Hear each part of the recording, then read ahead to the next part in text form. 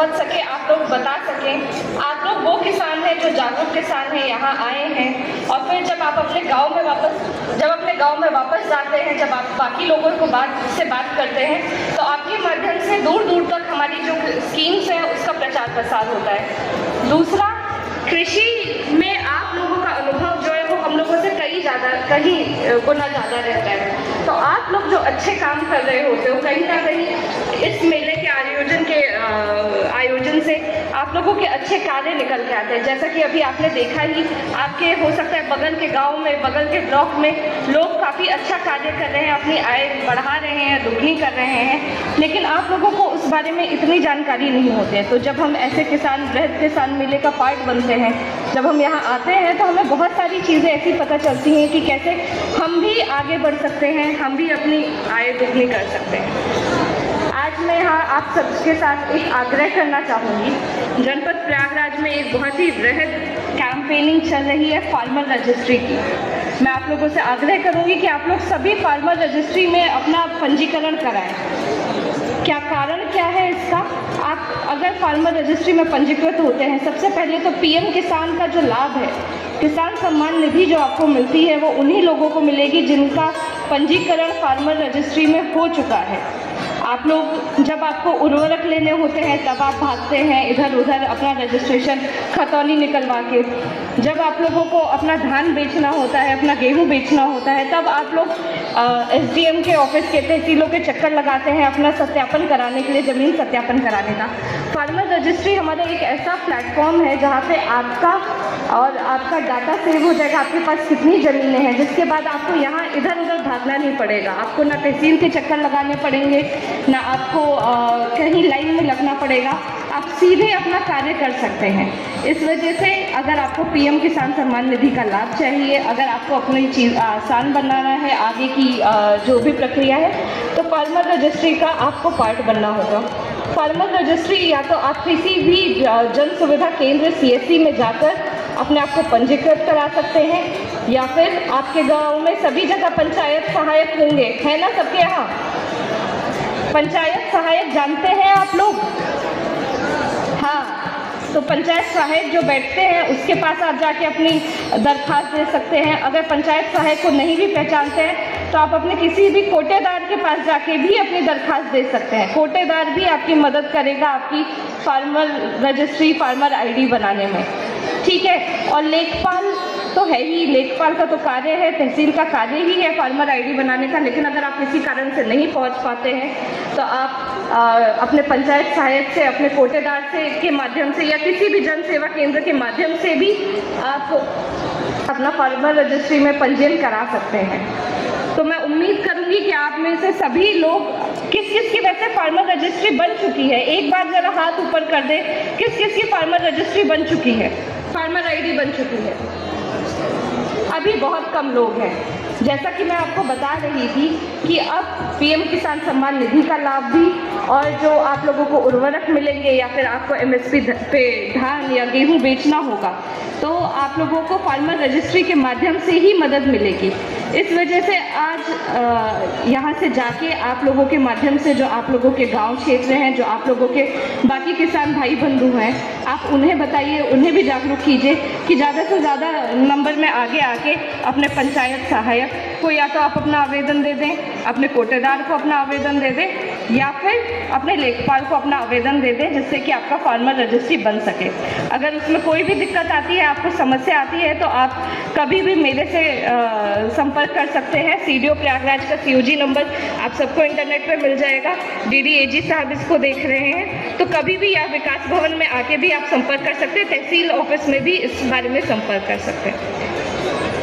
जैसा कि आज हम लोग जैविक खेती पे बात कर रहे हैं, जैविक खेती पे जब हम बात करते हैं तो हम लोग नई नई टेक्निक्स आप लोगों को बता रहे हैं। आपके ही बीच के किसान आए, उन्होंने बताया कि कैसे वो इस पे कार्य कर रहे हैं और आगे बढ़ रहे हैं। इसके संबंध में मैं आप लोगों को जो पशुपालन विभाग है उससे संबंधित योजनाएं बताना चाहूँगी कि जैविक खेती का एक बहुत ही इम्पोर्टेंट पार्ट है पशुपालन।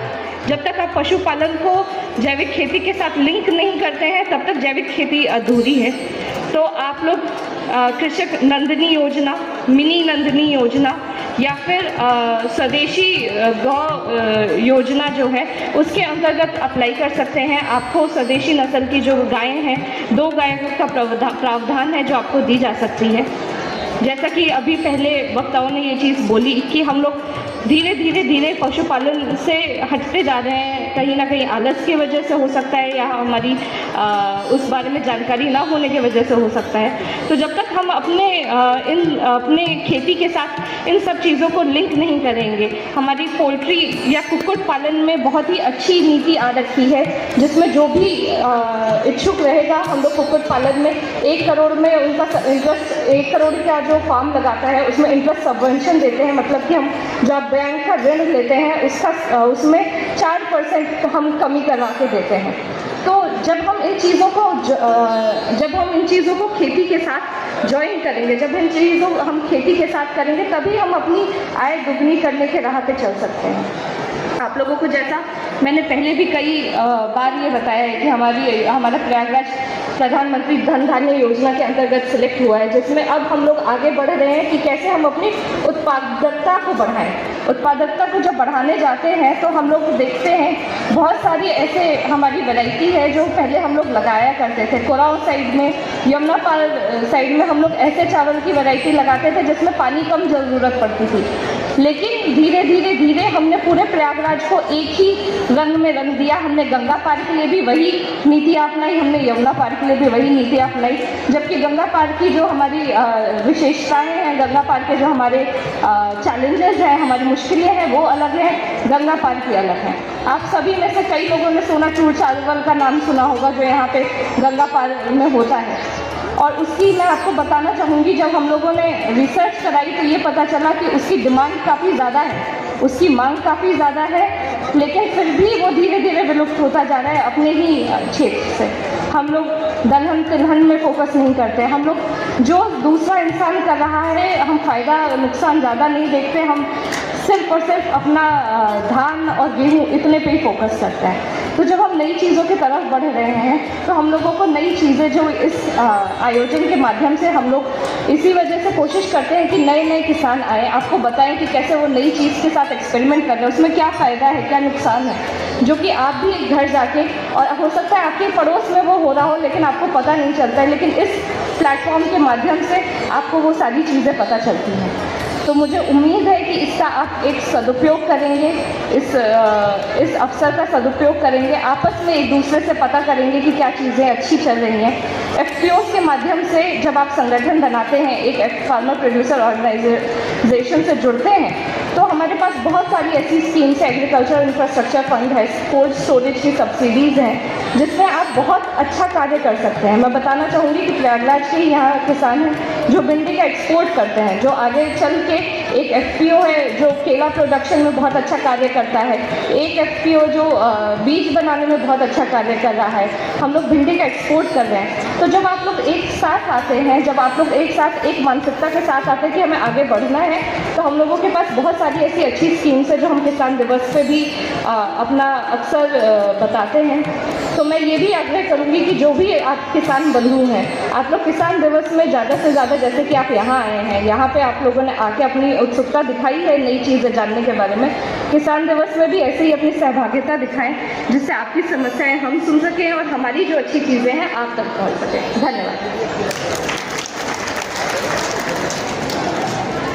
बहुत बहुत धन्यवाद मैडम ने फसल विविधीकरण, प्रधानमंत्री किसान सम्मान निधि, फार्मर आईडी, इन सब विषयों पे आप लोग की जानकारी दी।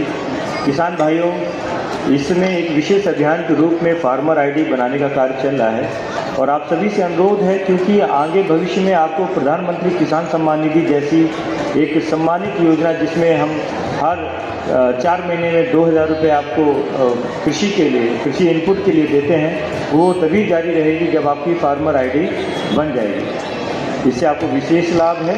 फार्मर आईडी बनाएं और समस्त विभागीय योजनाओं को लाभ पाएँ। अब इसी के साथ हम अपने बिरहा गायक काफ़ी देर से इंतजार कर रहे हैं, आपका अनुरोध है कि